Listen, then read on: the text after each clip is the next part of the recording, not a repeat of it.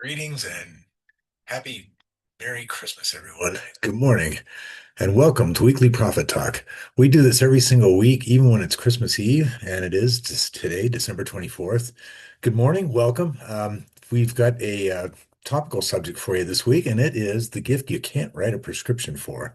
That is the topic of today's talk. So we do this every single Wednesday, um, whether it's holiday or not, for the most part. And it is always at 8:30 Mountain Time. So good morning, welcome everyone, and I hope you're ready for the season of peace and goodwill toward all people, not just men. But we know what they mean when they say that in the Bible, right? Men is mankind. Anyway, so let's move forward here. I would like to actually share my Christmas slides with you. So let's go ahead and do that. It's the end of the year for your medical practice. And first of all, you basically are probably thinking, or maybe that you haven't stopped to have this thought because you got a couple of short weeks left at the end of the year. And you're thinking about a number of things, which hopefully include healing other people. But as the entrepreneur and business owner of your practice, you've also have other considerations weighing on your mind. So I just want to talk about that a little bit. Uh, Not go into a lot of great detail, and a lot of this may not be news for you, but just want to share my thoughts basically.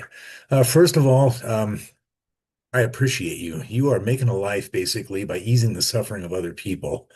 And it comes down to that. You're actually helping people and you're serving a very valuable place in society. So thank you very much for that.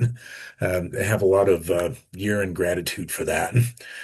But as I've mentioned, maybe you're sitting and wearing your Ebenezer Scrooge hat, thinking about all the things that keep everything running. Do you have enough money for your overheads?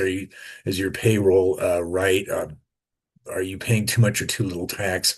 All the visions dancing through your head that certainly don't have any similarity to sugar plums. Financial stress has a silent pathology of its own. Okay. It's healthy to be mindful, but it is also critical to let go of it when your work-life balance is at stake. Remember, you make a living, but you create a life, and you basically want to have time for both. It's one of the first questions I ask new clients actually is how is your work-life balance? Because it's important to do things other than just work. Otherwise, what's the point?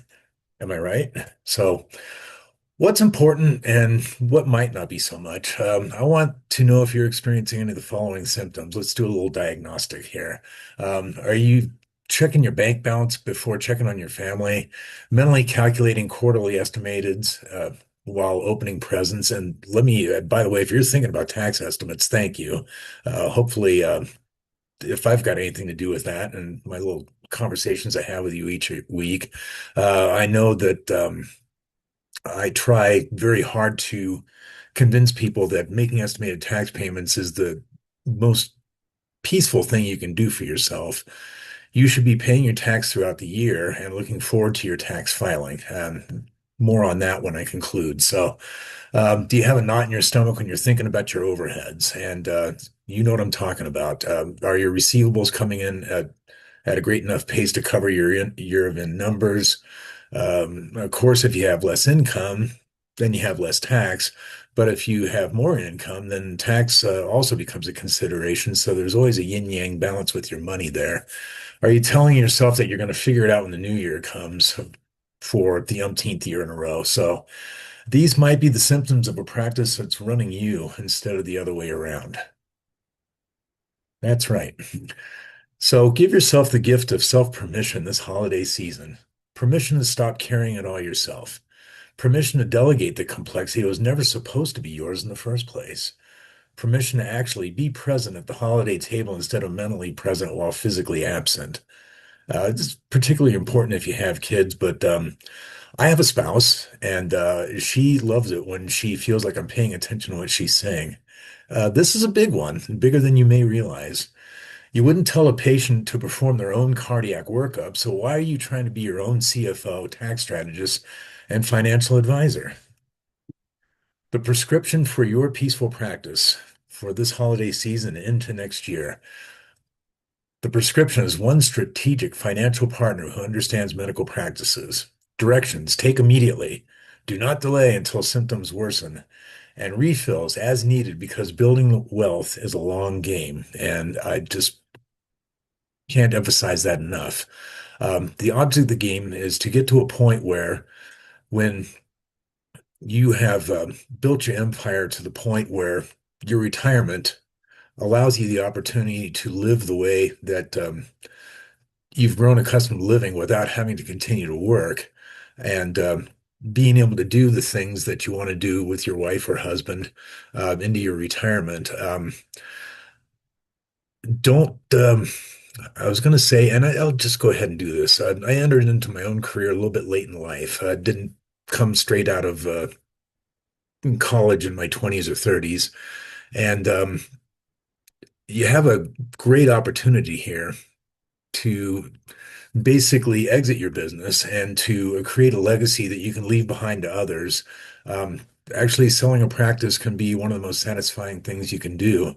Your legacy lives on beyond you, and not only that, but you get to enjoy the finer things, the travel and the sort of things that you would like to be able to do while you're still young enough to enjoy them. So that truly is the object of the game. And I think it's important to understand that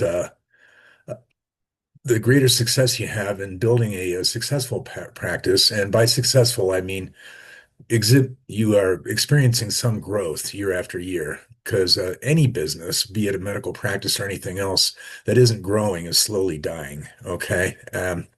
It's just a financial uh, fact of life. And that's the way it is. So I hope that you are having the most amazing and family-filled, heartfelt, peaceful, and wonderful Christmas season so far. As I look forward to the quiet reminders this evening, I'm hoping and wishing and praying for all the same things for you as well. So, whether you are my client currently or would like to speak in the future, I do want to leave you with one last thought. I mention this every week. We are coming to you live on three different channels here, YouTube and LinkedIn, as well as Facebook. And all three of those have a comments capability in common. And right now, we are offering a free consultation call for New Year's where I will sit down and brainstorm ways you can save on your tax bill for the upcoming new year.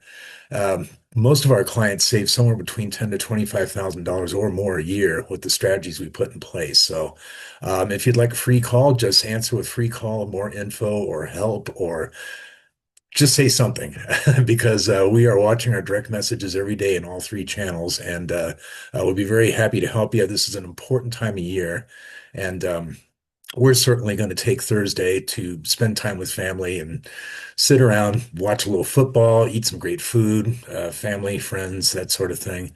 And we wish the same for you, but at the same time, we're here and we're conscious of the fact that we're coming up at the end of the year, which means great things for your tax situation. And we're here to help. So, as we've said before, you don't expect your patients to be able to do their own cardiac surgery. Why do you expect yourself to do your own financial surgery? There's no harm and no shame in getting a guide, and we'll be happy to help. So that first conversation is free. Um, Let us know if we can help, and let us leave you with a wish for a wonderful Christmas. And we will come to you live next week, Wednesday on New Year's Eve. So until then, have an amazing and joyous Christmas. And if you have a chance, do something randomly kind for a stranger today or tomorrow. So until then, Merry Christmas and have a blessed holiday.